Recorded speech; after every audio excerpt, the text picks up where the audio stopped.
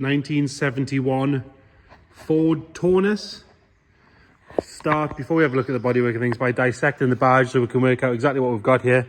So like I say, 71, which is the last model year for this shape, in a coupe. Obviously weren't available in the UK, built in Germany. They were available in Europe and South Africa. This one was sold new in South Africa. It's been brought back in to the, or brought into the UK, fully UK registered on that registration, VOD 868J.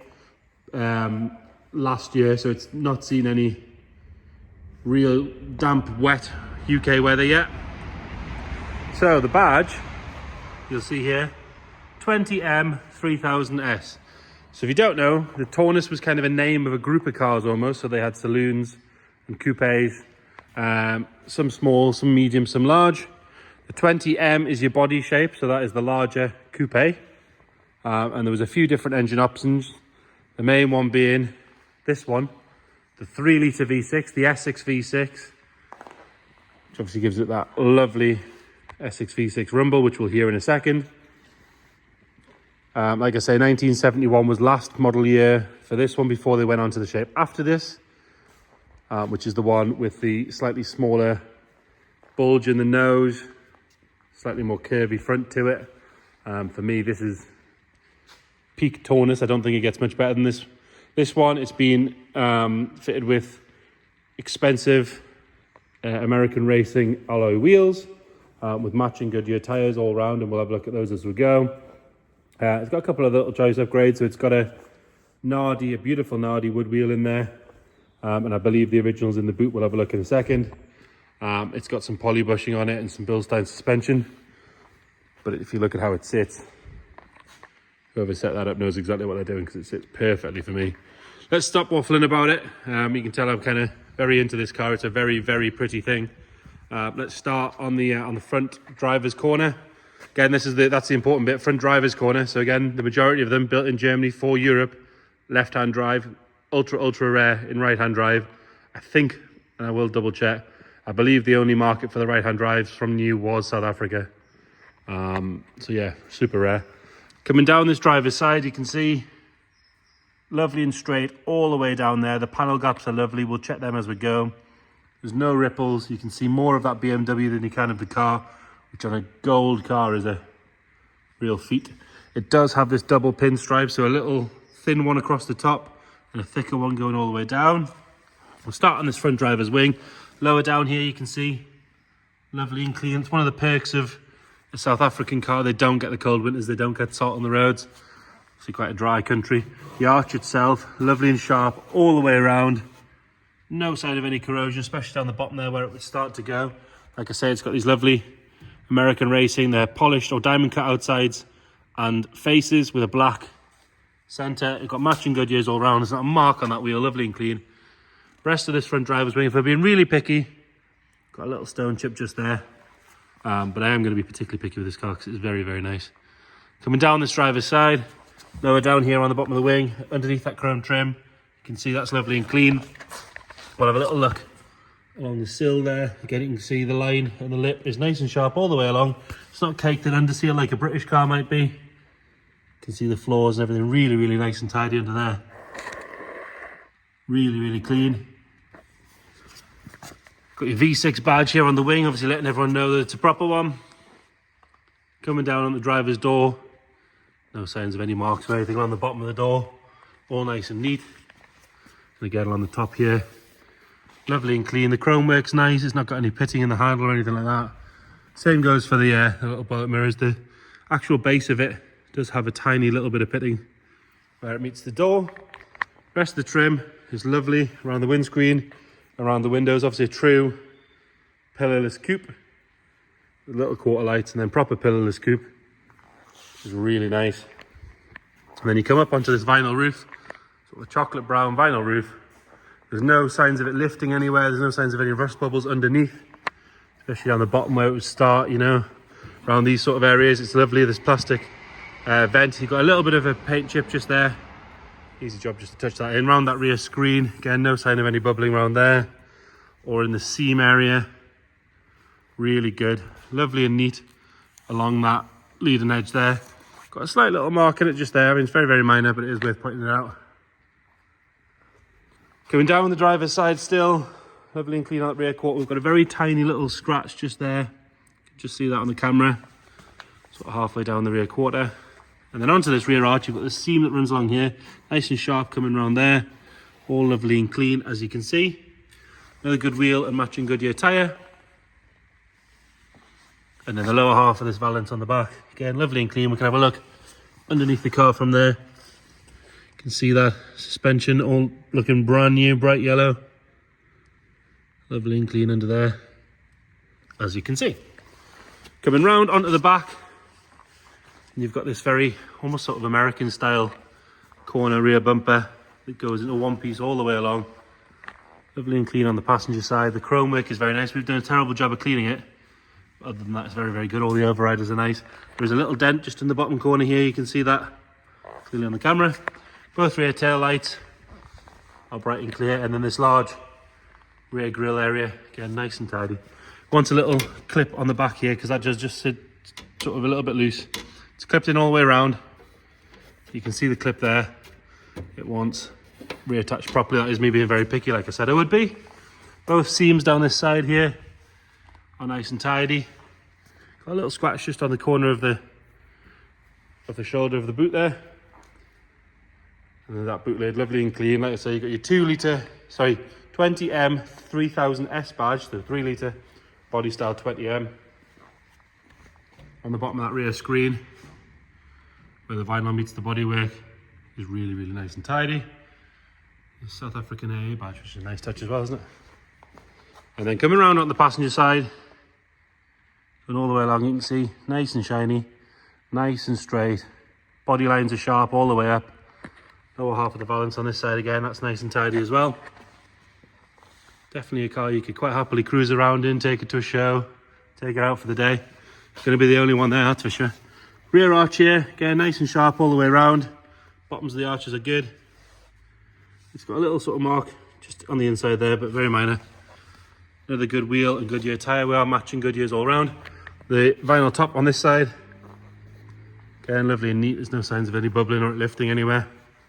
Even on the front edge, it would sort of go there or along here. But as you can see, even in the gutters, really nice. And around that vent, that's all nice and tidy. All the chrome on this side again, nice and shiny. No real signs of any pitting. Tiny couple of little pits in that little stanchion bit on the door mirror there. But nothing major at all. Really, really good.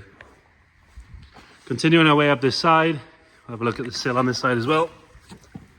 See, nice and sharp. Like I say, this is sort of one of the reasons for going for a South African car over a British car. They don't see the salt, they don't see so much water and rain. Obviously these things are all cherished nowadays, but they were just a daily driver back in the day. That's when most of the damage and the moisture gets into them. Lovely and clean coming up this door. Got one tiny little stone chip just there. And coming out the front wing, we've got another little stone chip just here. And that front arch all the way around, nice and sharp. Your final good wheel and Goodyear tyre.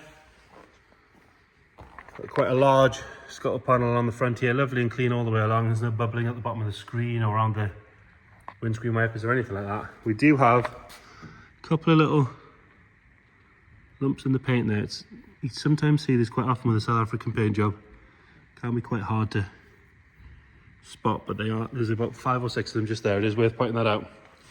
Coming round onto the front, huge chrome bumper again, lovely and clean. You can see just how nice it is. You can see more of the camera. Luckily it's blocking my face, so you'll be grateful for that. Underneath there, you've got that little body coloured valance.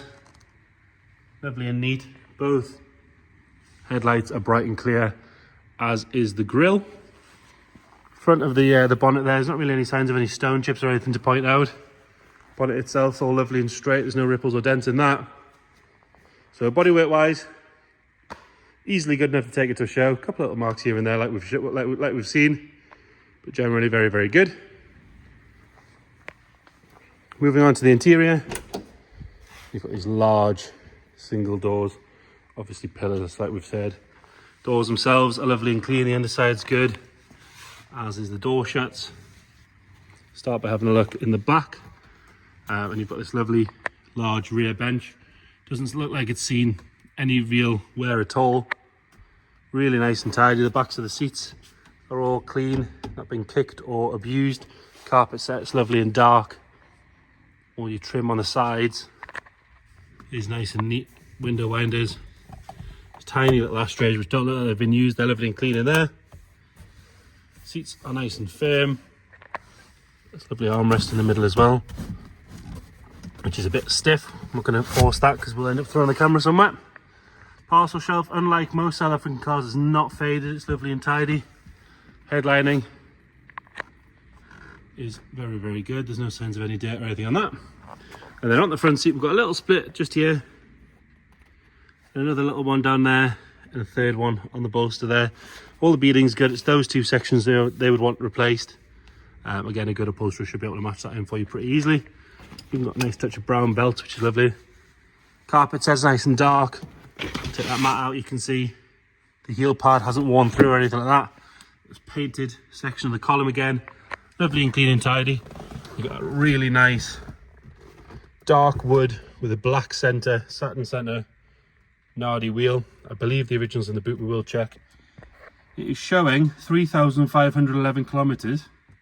Check the description, we'll detail what we know about sort of history and things like that. Without knowing it, I would imagine it's on 103. So about 63,000 miles, something like that. But again, like I say, check the description. We'll detail all that in fire for you. Top of the dash, no cracks or anything in the leather or in the painted section. The wood effect on the dash again, as you got a 3000S badge. Lovely and tidy. What I believe is the original spec sharp stereo. All the aluminium trim around the manual gearbox. Lever is lovely and clean, as is under there. Like tiny little crack just in the center section of the armrest. It is a 4-speed manual, this one as well. Continue as we go around into the boot, which we're going to need a key for.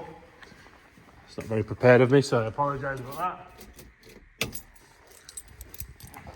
They guessed the key.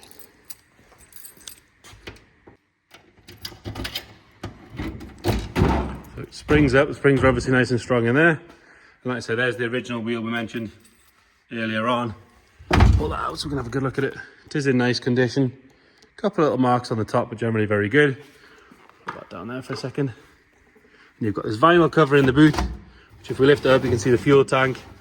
Does want a good clean in here. It might look like rust on the camera, but it's not. It's actually paint flake, where it's sort of the mat's stuck down. It would clean off and paint very easily. Lovely and solid in here, around all the seams. It's all good in there, nice and sharp and solid. You've got a spare wheel and there's a jack poking out from behind it. Put that back in there. It's a nice big boot as well, perfectly practical for your shows and trips out. Into the passenger side, lovely and clean on that passenger door.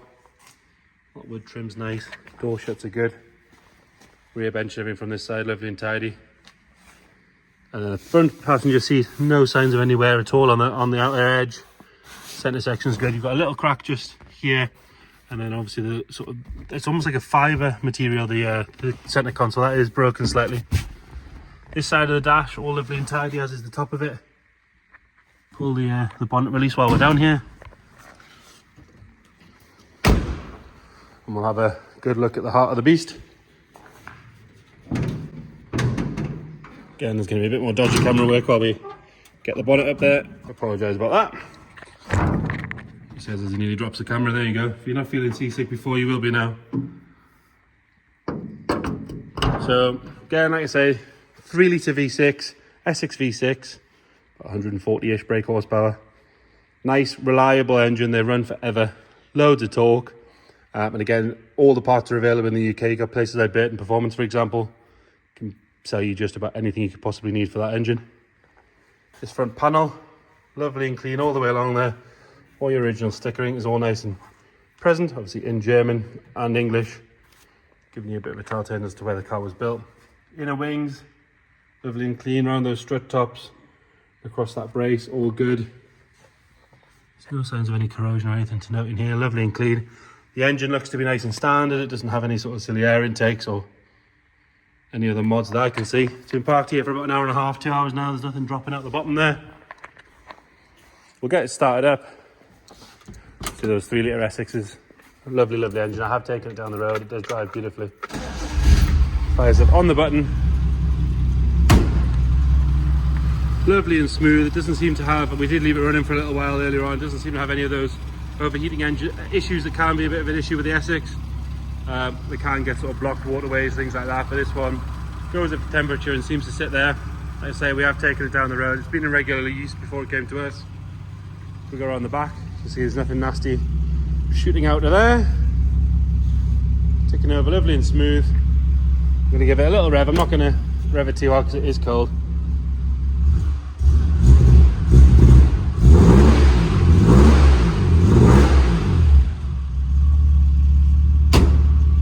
So lovely noise coming out of there. So there you have it.